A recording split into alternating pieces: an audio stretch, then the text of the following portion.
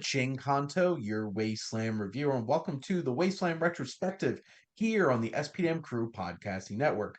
And this is my weekly show where my guests and I each pick a film related in some shape or form, and hopefully by the end of this episode, you'll have two movies to go check out and add to your watch list. But let's get weird. And in honor of the late, great David Lynch, we are going to be talking about Blue Velvet and Eraserhead. And I'm joined by my buddy Luke. Luke, thank you so much for coming on. Always a blast, Shane. And yeah, let's get weird. Let's get weird. And we're going to start with 1986's Blue Velvet. The discovery of a severed human ear found in a field leads a young man on an investigation related to a beautiful, mysterious nightclub singer and a group of psychopathic criminals who have kidnapped her child. And this is indeed from writer director David Lynch and starring Kyle MacLachlan, who basically was in like half of David Lynch's Yeah. projects. Laura Dern, Isabella Rossellini, and Dennis Hopper. And good for Isabella Rossellini for showing up to the Oscars last weekend in a Mm-hmm. blue velvet dress, which was Yeah. just like He dated chef's her kiss. during 4 years of from 86 to 90. So during this movie, he actually dated her. So yeah. It's very interesting. Mm-hmm. What would it be like to have dated David Lynch? Well, all women that have been in his movies have nothing but great words to say about him, no matter whether they're dated or not. So he seemed to genuinely be a great guy. Just a Like they little just weird. kind of I don't think it's weird. I think he was a bit of weird guy, but that doesn't mean he would be creepy guy. He would just he awesome guy. Like No, I'm just saying he was a little weird, yes, yeah. and that's perfectly fine. Mm-hmm. Many of us are a little weird. Mm-hmm. And Isabella Rossellini, very, very, very talented Nepo baby. Oh Um, yes, the ultimate one. and then there's Laura Dern. So talented Nepo baby. But we're not here to talk about people's lineage and how they got into Hollywood. But Luke, Correct. what are your thoughts on Blue Velvet? So this has been my second time. I really wanted to rewatch it because on the first time I watched Blue Velvet was when I was maybe 14, 15, so a bit too early. And I really liked it, but I was like, what? And now, so I wanted to sort my, thoughts about this movie. And on a second viewing, I'm almost in like fully loved it. Like there's something that's stopping me. I don't know exactly what, but I really enjoyed my time with it. I think this pairing to me makes a really big sense in my head because to me, Eraserhead, we're gonna get there. But to me, that's a story about very young people becoming parents and all that goes with it. And this is a story about very young people becoming adults without being parents.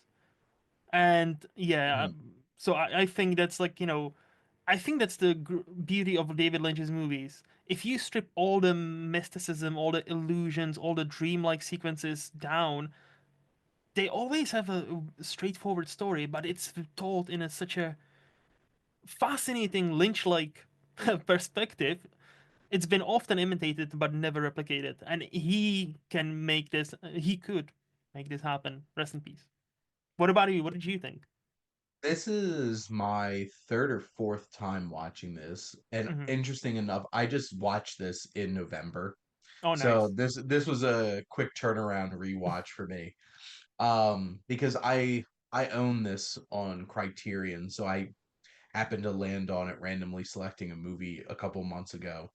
And this film, I love the haunting like underbelly of suburbia Hmm. and how this really focuses on that like 50s style. Everything was perfect back Yes. in the 1950s. And like, sure, there's plenty of movies that tackle this, whether it's like a Truman Show or Pleasantville or um Don't Worry, Darling, or anything like that. But none of them are like this. One is And like not like the others, by the way. One of those movies is not quality like the wise, others. one of these is not like the others for sure. like, and this one's not like the others because it's Lynch and it has Yeah. a very unique way. Because like Hmm. it is like a dream Yeah. anytime, like actually all of it feels like a dream.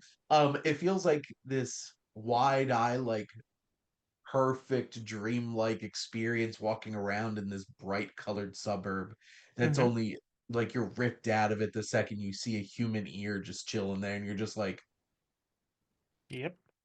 what?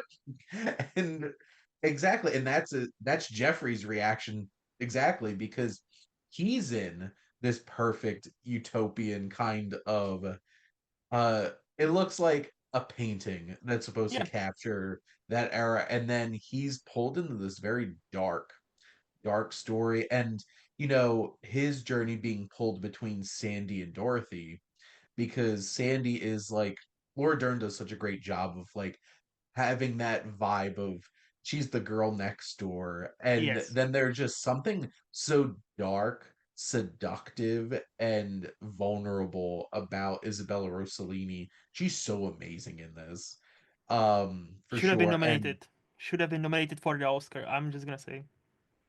she definitely would have deserved that. And then Yes. Dennis Hopper is completely unhinged, Oh shit. and he represents every dark, pushed down urge of humanity. Hmm. And he's just like a live wire of perversion and violence and anger and just the way that he's intimidating. It's so funny because he's not like an intimidating stature. Because like Hmm. Dennis Hopper wasn't like a very big guy, but like there's so many movies where like you're legitimately afraid of him, Yep. Yep. and especially here because he's so unhinged and you don't know what he's gonna do.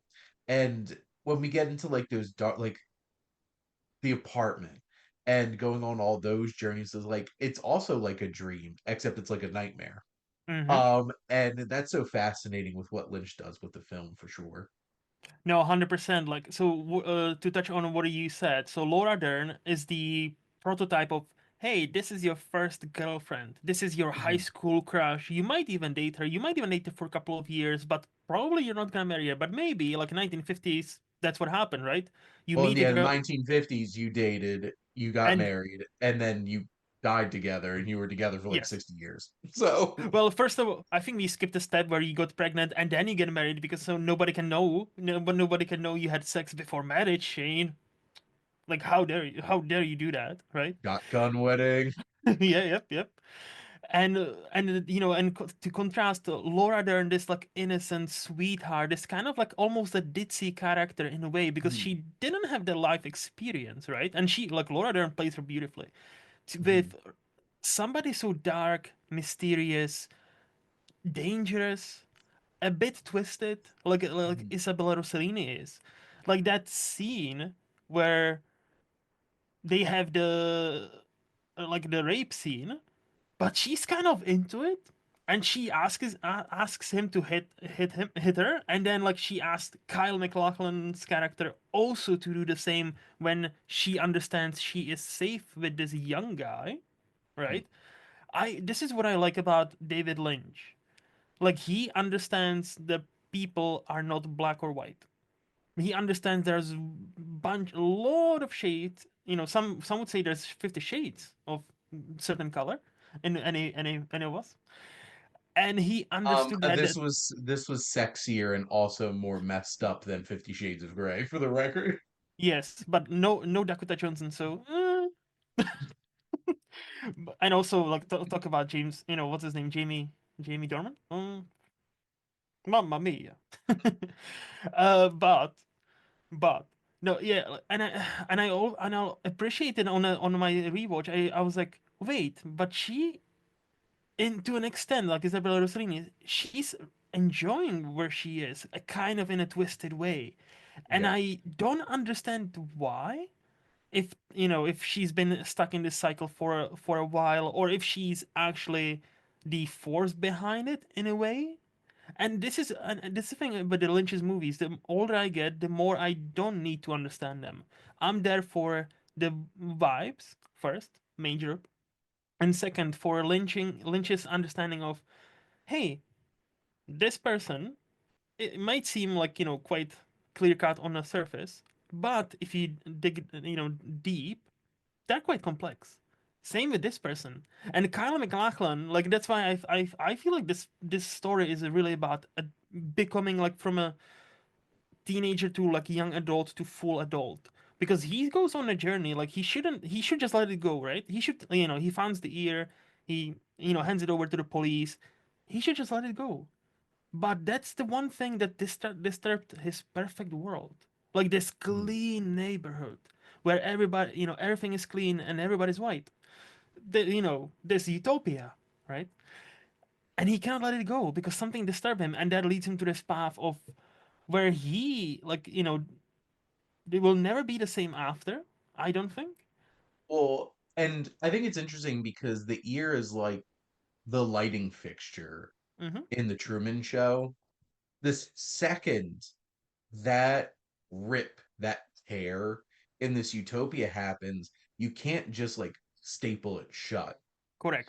And this whole entire film is about Jeffrey chasing what's really underneath and what's really around him.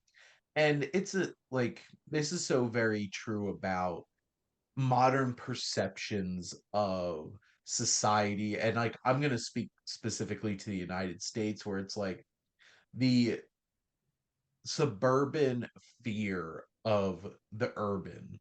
Mm-hmm.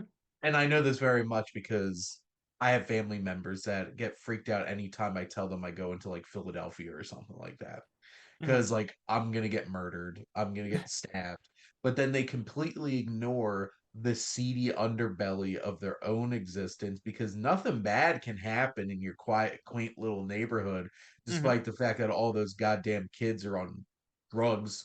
And there's a very specific town, which was a neighboring town of mine growing up, where it's like they're the best town. They have they're the nicest town in the area, except all their kids were hooked on drugs and all that stuff, but we don't talk about it.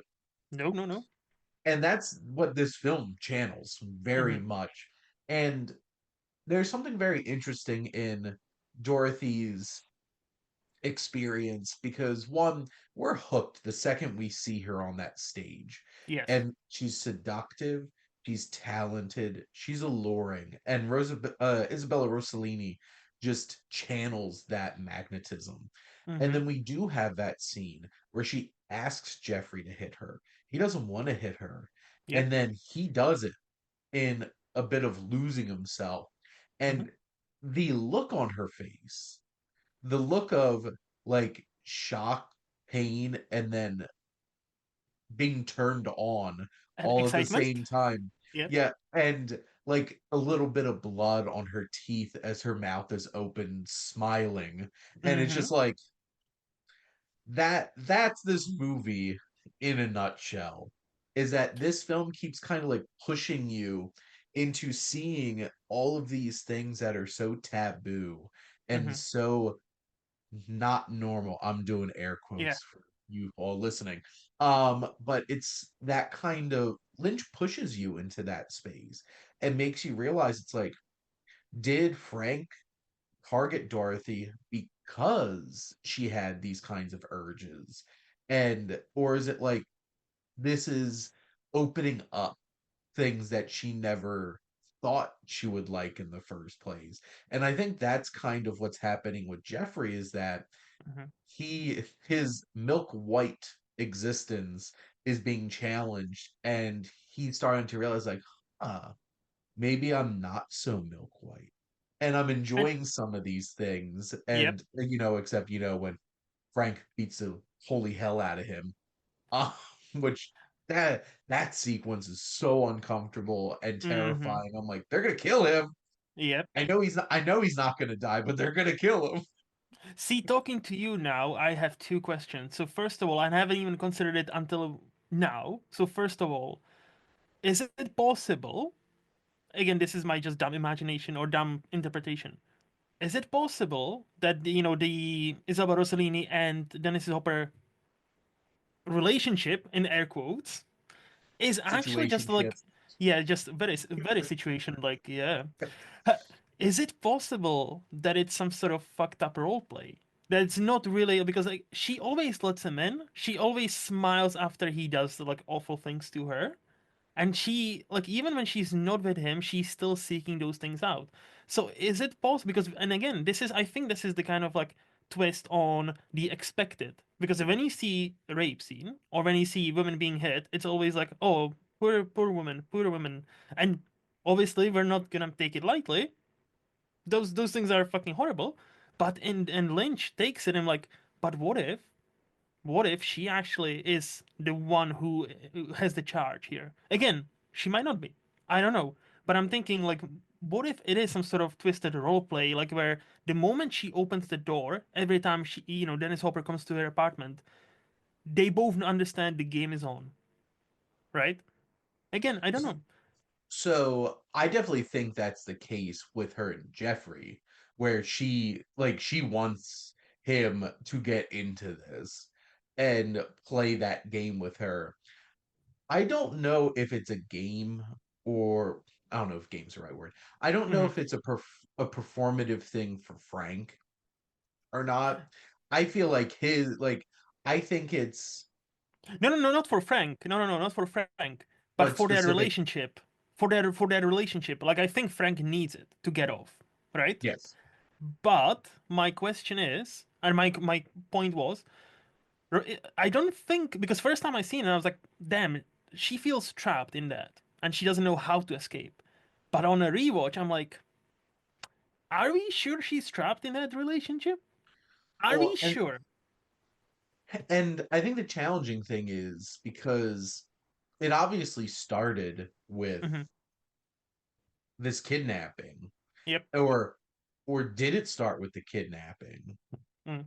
And like they were in this dynamic and he, did kidnapping to seize more control over the Mm-hmm. situation. Because that's the thing, there's not a whole lot of backstory Correct. on this dynamic between Dorothy and Frank. And there's a lot to open up to interpretation on exactly what the string of events were that led to this situation. Mm-hmm. Because at the end of the day, I guess that's not the most important piece of the story. It's Mm-hmm. how Jeffrey comes into this story. But it is an interesting thought on what's the real root dynamic of Dorothy and Frank. But obviously, at this point, when we Mm-hmm. come into the story, because we're Jeffrey, Yes. so Yes. we come into the story, we're all innocent, Mm-hmm. completely innocent, and all of this is so shocking to us. So innocent. Uh Yes. so innocent. And at this point, both of them are getting off on this, Mm-hmm. obviously, between Dorothy and Frank. Obviously, Frank is a sick, sadistic, disturbing individual. And just I can't even imagine what Dennis Hopper's thoughts were when he was given a script for this and read some of the dialogue that he had to deliver, but he commits to it and he nails it for sure. But I think at this point in this dynamic, even with like the looming kidnapping, and obviously Dorothy is afraid Mm-hmm. for her loved Mm-hmm. ones, but she's she's at least getting pleasure on some level out Yeah. of this dynamic between the two of them. And obviously not And later on in the movie as we see yeah. her in the pivotal scene. That's Mhm. totally different, and I think that's where this relation, unfortunate kind of I think role play, with somebody as sick as Frank has That's why we gone. need safe words Correct. Boundaries. and safe Consent. words. It's yes. But my other point, when you said, "Oh, we are all Kyle MacLachlan's character," that was my other question when we were just discussing it now. What's what do you think this movie says about him growing up to maybe be somebody like Frank? I think well, and I think this is a very important piece to this is that no matter how much we want to admit it, I think all of us have a little Frank in us. Oh yeah. And I think that's exactly like what Lynch is getting at is that we all have this in Hmm. us. It's just how far are we going to go Hmm. into self-realization of some of those urges and stuff like that. Yep. And, some people are very comfortable and open about said urges, like Frank. Hmm. He's just, like I mentioned before, he's a live wire.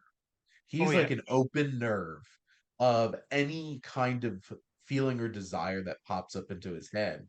But I feel like for so many of us, it's like it's one particular situation that we get put into kind of opens up an experience for us that maybe it's like, oh, I didn't think that, I'd enjoy this. And I think this film is very challenging for those that are not sex positive, Hmm. because like if you're uncomfortable with sex and eroticism and sexual pleasure, then this movie's gonna really push your buttons Oh yeah. because it's gonna really make you have to perceive those things. But somebody who's more in touch with their sexual desires and what, makes them happy and gives them pleasure, it's something that like maybe it is like one experience away from realizing something about yourself. And I think for Jeffrey, I think it is scary for him because he does hit Dorothy. And then he, at the end of, well, spoiler alert for a movie that's what, 40 years old, Yep. which, yeah, next year is going to be 40 years old. Like, kills Frank. It's just Hmm. like that pushes him to a place where it's like, he does things in this story that he probably never would have dreamed possible for himself. And I Hmm. think that's why Kyle MacLachlan's such a great casting choice, is because he just looks like the kind of kid that has never done anything. Hmm. And then he's pushed into this situation. And because like him and Laura Dern look like the perfect portrait of a young innocent couple, and then this pushes them places and challenges them. But I think Jeffrey's pushed into a place like he's growing up and realizing that like maybe there's some things about me that I didn't fully understand, and it can be scary. And hopefully he doesn't go full blown Frank, because Hmm. going full blown Frank, which is I think the dangers of giving in to every little thought or urge that comes into your brain, Isn't good. which is not good, which I think there are people in, let's just say, of great authority and power in the world that, just give in to any little urge that pops into their head. That's not how you should be going through life. Nope. And that's why Frank's the villain in this. Correct. Even though that we all have a little bit of that in us, we realize like you can't just completely give into every single urge or every single thing that pops into your brain. We all know people like that, Hmm. Yep. but But yeah, to your point, how he's like a firecracker. Like, so I had to look it up because I remember reading about this. So the word fuck is used in this movie 56 times, and all but once by Frank himself. Basically, every single sentence he says has the word fuck, which yep, I'm like, it's like, it breaks that monotone with like, like all cleanness. And my last point, I'm like, for me, this is why I said it's a story about like young adults becoming adults, because I think the important part on especially Kyle MacLachlan and Laura Dern, to an extent, because they lived in such a clean, nice, white neighborhood, they were also shielded from like quote unquote the real life, right? yep, And this is the first time something shooks up their world. So you might see them. I think like this is such a great movie because you can see those characters then questioning their entire world and maybe try to pretend to go back to, hey, this is what we know, this is what's safe. But deep down it'll be like, hmm, that was some twisted shit. And yep, some of it I liked. Oh shit, what does that say about me? yes. And Well, and this is my little PSA here. mhm, So, my little perspective on things. This is why you shouldn't completely shelter your children. correct. Because here's the thing, they're going to find avenues in life where they're going to confront things like this. And if you leave them on an island to process those things on their own when they have no bearings or no potential experience or guidance in those situations, that's where things go sour. Especially in the age of smartphones, where you are literally a few clicks away from seeing the most horrific shit you would have Yes. seen. And like, Well, like, we're not even talking about porn. Like I like, yeah, so this took him finding a severed ear to crack open his world. You can correct. just hop on your phone for like 2 seconds and completely change your whole entire outlook and shatter the innocence that surrounds your life. So those are important things to think about. And I think that's why this film's so powerful, is because Jeffrey never like, from what we can tell, Jeffrey never had any buffer here. Yep. He just dove headlong into this. One thing that I wanted to bring up too was the group of Frank's goons Hmm. and everybody, like Brad Dourif popping up there, Dean Stockwell specifically. I think the use of Roy Orbison is so perfect because his music has a tinge of dreamlike feel to it, and it just felt so perfect. Like Dean Stockwell, like singing Hmm. along in that scene. Like there's so many iconic points in this film, and that's Yep. definitely one of them. And then just how music's utilized in this, I loved. Whether it's him singing, like lip syncing to that song, or Oh, you mhm. know, Isabella Rossellini singing Blue Velvet, Blue. Yep. and it's just that it's a haunting kind of atmosphere that's able to be created through that. And Lynch, like few directors, knew how to 100% commit to exactly what he was trying to do, and Exactly. nobody can argue that he was not an auteur in terms of what he was doing as a director. So Exactly. And he loved Roy Orbison because, famously, his song Crying, aka Gerando, is used in Mulholland Drive in a pivotal scene of that movie. And it's so uh hauntingly beautiful. absolutely. So Luke, are you ready to turn back things about 10 years and go to where it all began with Eraserhead? Yes. So this film, what is this film? Eraserhead, Henry Spencer tries to survive his industrial environment, his angry girlfriend, and the unbearable screams of his newborn mutant child. Um, this obviously is from writer-director David Lynch, starring Jack Nance as Henry. I just have one quick aside. I want to see an alternate world where David Lynch cast himself Oh, in yeah. this, because I think that would have been so interesting. But you do have that iconic shot of Nance with like his hair straight up in the air and just being like, "This, what am I doing?" That, I think the poster of this movie really captures the vibes 100%. perfectly. But Luke, what are your thoughts on Eraserhead? So this is my second time. And the first time was actually last year, so this was a very recent watch for me. And for one reason or another, I absolutely loved it the first time I watched it, and the second time just this morning, like 2 hours before we jumped on this call. Yeah, like I I have my theory what the movie is about, but again, I don't really need to know. The one thing I really admire about this movie, it's his feature debut, the Lynch's Yes. feature debut, right? So he's made some shorts before, but yeah, this is the big one. It feels so sure of himself, and this feels so Lynch like. Obviously not at the, if you seen it at that time you wouldn't know what that means, but now we can judge it because we he had 5 decades of movies, Mhm. and it feels so Lynch like from the get-go. he if you told me this was his fifth movie as a director, I would believe you. It feels so sure of himself in the best way possible. It doesn't feel cocky, but it feels like he knows from the moment he started.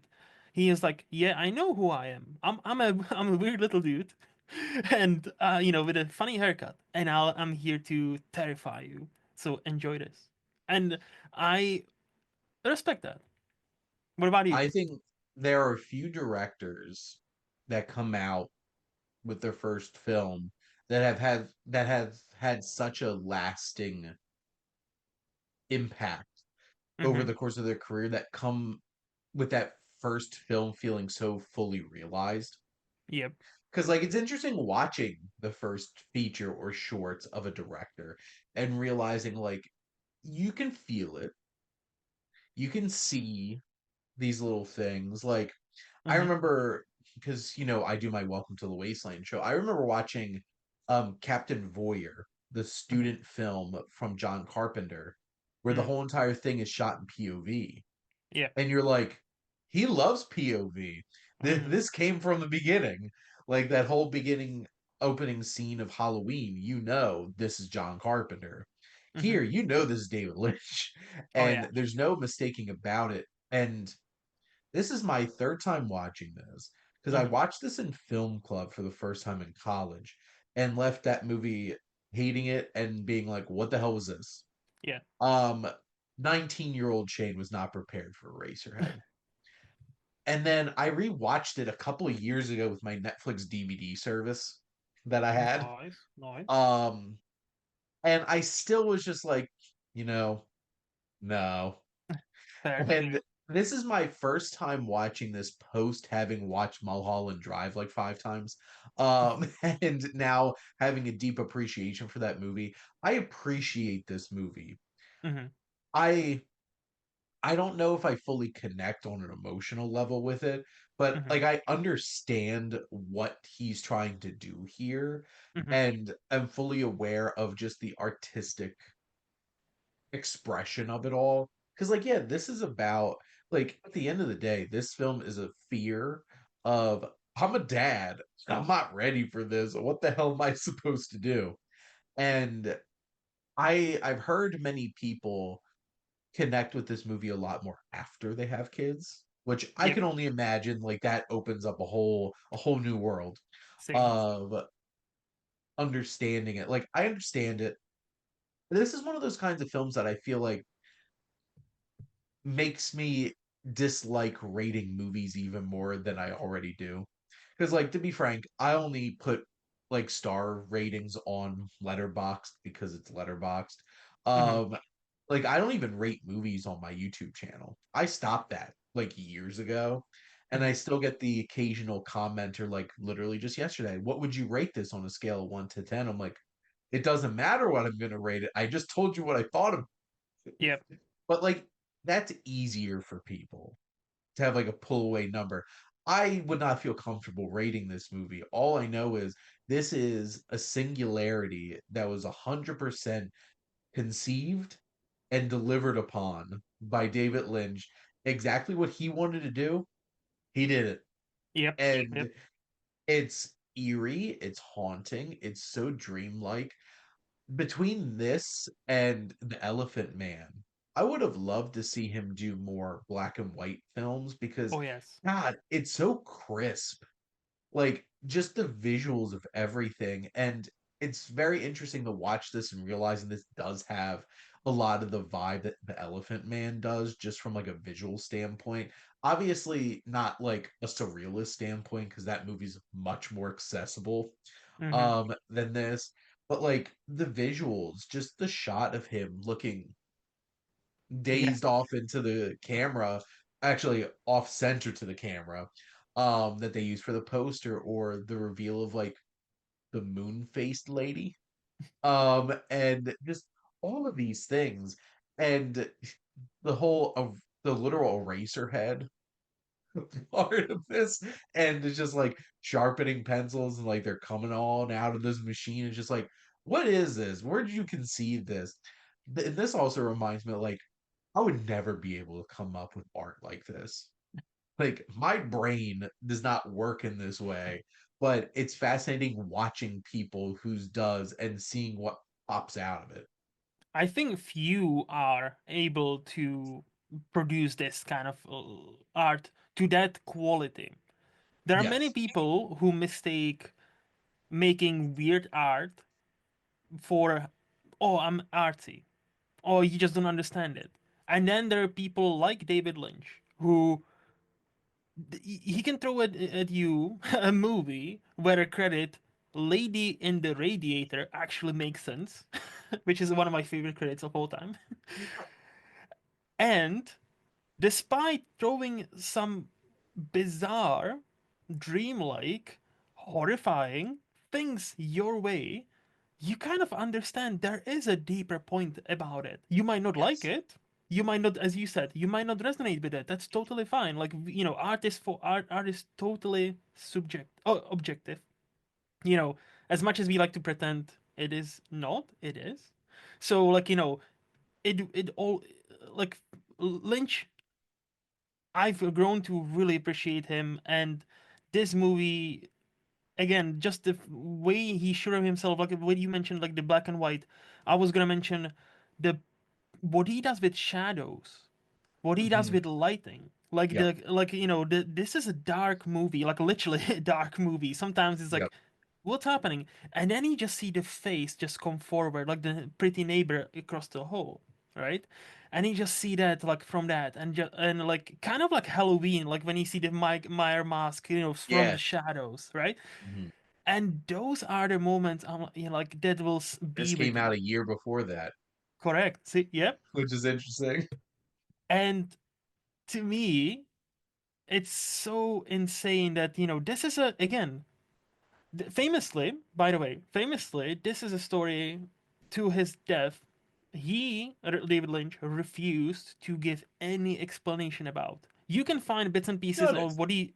what he thought of, like Mulholland Drive is about, about Blue Velvet and all that, all these movies.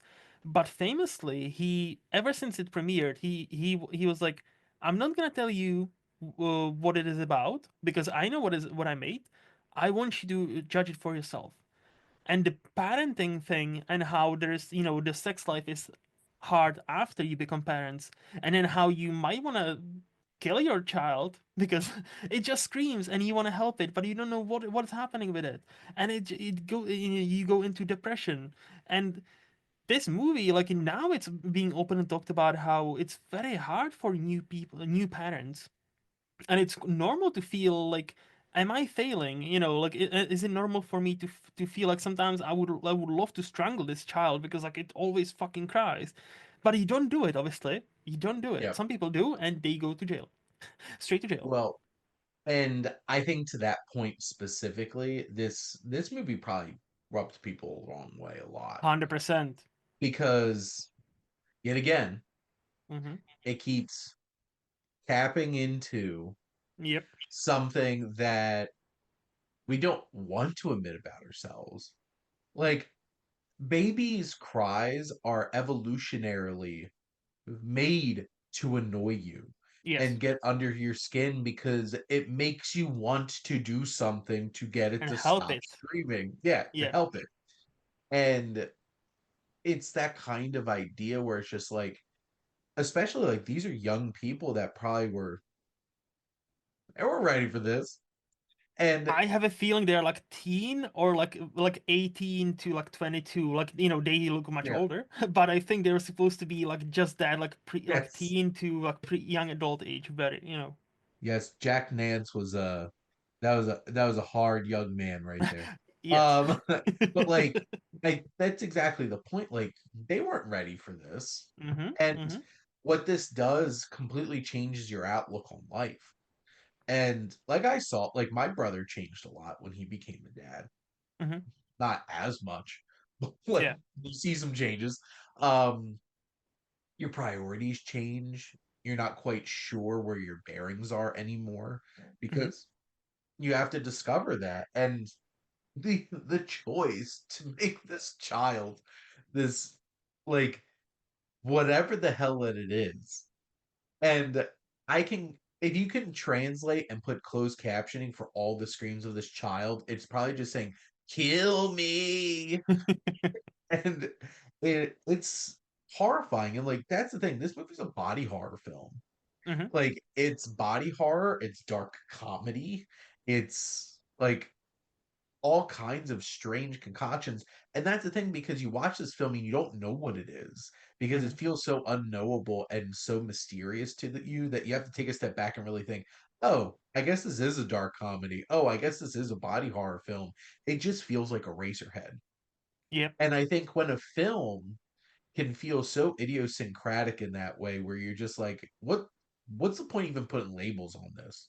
Hmm. Because like why do we put labels on films? Like, oh, do you like body horror films? Well, you might like Eraserhead. But here's the thing. Would you? Do you Yeah. like this isn't like, and this is crazy because Cronenberg's strange too, but like at least Cronenberg, you go in and you have an understanding like Yep. this is just going to be weird and unnerving and stuff like that. Like, what is this movie? And I think that's the biggest compliment you can do to David Lynch is that he made something completely unique. And Hmm. there's no other films like Yep. Eraserhead. And very few directors would even feel one, have the artistic expression to make something like this. Two, would have the bravery to go out on a limb and make something like this. And then three, find the money to make something like this because like a studio would not give money to make a Racerhead. They wouldn't know what they this is a unmarketable Yes. movie because what the hell is Correct. it? And marketing teams don't like that. They would put a label on it. Hmm. This would be one of those films like I don't know what the trailer was like for Eraserhead if there was specifically one, but like what would it sell? Like what would it do? Do But you no, like I creepy babies? We have one for you. they never show the baby and they just hear it crying and you're like, "Oh, it's just like a new dad kind of movie." And then you see the movie, what's And this? then the last shot is just the baby. Eraserhead. And you're like, what? Well, and you have the moments like the chicken, or well, it's not Mm. a chicken, right? Like the little bird, and just like and just spewing. I have a very serious question about that chicken and Yeah, the scene. Did that chicken just squirt all over that plate? Like I was like, yes, yes, it did. sex It's- positivity. and it's just like, and it kept going. Oh, It so kept did my mom. it it kept coming. So did the mom. And the dad is just oblivious to everything. The dad is just Well, sitting there, happy. I feel like I think this movie's a litmus test for your sense of humor Yep. because like there's certain movies like Beau is Afraid where you're like, I remember sitting in that theater and I was sitting there the whole time thinking like this is hilarious, and I could Hmm. just imagine Ari Aster sitting off on the side laughing the whole entire time. And like Nosferatu is like oddly funny, and I can Yeah. imagine Robert Eggers sitting off to the side just giggling to himself because how funny he thinks it is. And like I know there are people that are just Well, that's not funny. like what this is supposed to be like how's this supposed to be funny? I'm like, you don't get it. It was like I think the best example was when I went to see Napoleon with my Oh, wife and my brother, and we were the only three people laughing in the theater. And I'm like, was it at the sex dude, scene? it was like throughout the whole entire movie because like that movie's legitimately hilarious, and I don't think people were that necessarily. Like this film is funny Mm-hmm. in Mm-hmm. a really weird, twisted way, and like this is the thing. I would never recommend Lynch to somebody Mm-hmm. unless they are very adventurous in their movie watching and are true cinephiles and want to expand their horizons. Because how would you recommend this to people? It's a nice family movie about a baby. Just watch It's it. it's a family. It's about family. It's about parenthood. This is not Parenthood by Ron Howard, the most accessible Mm-hmm. of parenthood movies. No, this is Eraserhead from David Lynch, and you'll be perplexed, to say the least, throughout the whole entire movie. You know what I thought of? Funny enough, and like and I know you've seen this movie, so I think you will see this point where I'm coming from. Eraserhead and the Lost Daughter have a lot of things in common. Well, you know what's fascinating? Yes, true, 100%. When I just recorded, like this isn't going to come out until May. I Of recorded the course. Wasteland watch list for the Strange Invaders, and it's this animated short from the early 2000s Hmm. about an alien baby landing in a house of a childless home. Mm. And it's basically a whole dream of this guy who's processing the fact that his wife is pregnant. Hmm. And I'm like, I had just recorded that. I rewatched this the morning before I had that recording, and it was so fresh in my brain. I'm like, these have the same themes. Yep. And what's funny is that short film is styled in the same way of like Ren and Stimpy and Hmm. like we that weird like 90s early 2000s type of animation from like Nickelodeon stuff. So it's weird in its own way, but it's not Eraserhead weird. I feel like there's a spectrum Yes. of parenthood to Eraserhead. Eraserhead Yeah. about parenthood, and Eraserhead's like so far off in its own place that it's almost impossible to reach on the spectrum. But like Correct. Lynch did it, and that's the thing. Like, will I watch this again? Yeah, honestly, because like this is an hour and 29 minutes, and Hmm. just an unbelievable cinematic experience. Just like taking in it. Like, did I on some level I did not feel emotionally connected to these characters because I feel like there's still a measure of distance that I haven't been able to close yet on this movie. Okay. But I understand what it's saying, Hmm. and I think it's saying it really well in the strangest way possible. And also, it's just from like a cinematic standpoint, the sound design, the sound mixing, just the Hmm. atmosphere of it all is Yep. fascinating. And like, if you love film, like, how can't you love just the experience of just seeing something so bold and ambitious come to life? So that's where I'm coming from after watching this 3 times. Like again, So I'm only on a second time, right? But this time around, I did pick up on that, like there's a parenting theme, but I think genuinely this movie, and that's why I compared to Lost Daughter, is also so challenges you in like a very weird ways, like this dinner scene, the chicken scene, yeah, like the baby scene, all that. But then it challenges you once you get over it and maybe understand it. Then it challenges you in a way many people, like with that movie, Lost Daughter, are not wanting to have that conversation. How some people not just are not ready to be parents, they are not fit to be parents. Like notably in this movie, the mom just kind of like, all right, I'm out. yeah, Like she's there for like what it feels like 2 days, and then like, no, I didn't sign up for this. I'm out. And some people are not even ready, not fit to be parents. And those movies rub many people the wrong way because those characters then are perceived as selfish or yes, self-interested and like evil. How dare you? The children are blessing from the god and all that. But I'm like, no, do you see the people we have around us? Some people have been brought up by people who fucking hated them. And it was not their fault. And they shouldn't have. And I think Eraserhead, to a point, talks about that as well. It's a very packed movie. And then that's even before we go into the lady in the radiator and the god? Question mark? Watcher? What? I don't know what that was, but I'm like, I it's like a it. lot too, and I'm always watching. Yes. It's And just I'm like, Jeffrey Wright's voice comes in out of nowhere. It's just like we're watching What If. Um, it's I think this is similar. That's the thing. All Lynch's films are challenging in that mhm, way for the most part. In the same way that Blue Velvet challenges you to come to grips with the fact that there's deeper, darker desires in you that sometimes, like most of the time, you probably don't want to confront. This film confronts the fact that, like, hey, not everybody is equipped enough to be a parent. yep, And honestly, some kids wind up better off because they didn't have a particular figure in their life. yep, yep, Because we've seen what could happen if said figures did have an influence in somebody's life, and it's not always a good thing. Mm-hmm. Yep. Sometimes it can be quite a bad thing.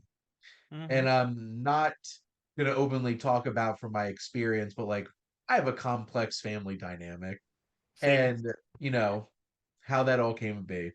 But yeah, I hope you all appreciated when I said we were going to get weird, but did it? You think we were going to get deep? And Mm. that's exactly what happened.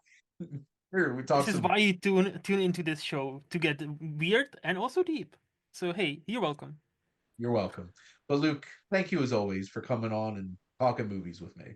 Always a blast, Shane. Always a blast. And next week, Jeff is going to join me to talk about High Fidelity and School of Rock. So, some Jack Black and music. Nice. Um, and next month, Luke and I are going to be talking about Barking, Dogs Never Bite, and the host. It's time for some Bong Joon Ho Yes. in honor of Mickey 17. Mm-hmm. But thank you all for listening. What are your favorite Lynch films? Make sure to like, comment, and share so we can talk about it. Make sure to follow or subscribe wherever you listen to your podcast. We're always looking for new members of the crew. So if you have a podcast idea, make sure to reach out and we can see about helping you bring that to life. Or if you're just perfectly happy being a guest on some of these podcasts, it sounds like Luke and I both have a popular show apiece, Luke's Flicks and Chill and my Me. Wasteland watch list. So if you want to talk about life and all kinds of stuff, go to talk with Luke. And if you want to play some movie roulette, come on to the Wasteland watch list. If you like our logo, check out HiFlyer Creative for all your digital marketing needs. But most importantly, thank you as always for tuning in and supporting the Wasteland Retrospective here on the SPDM Crew Podcasting Network.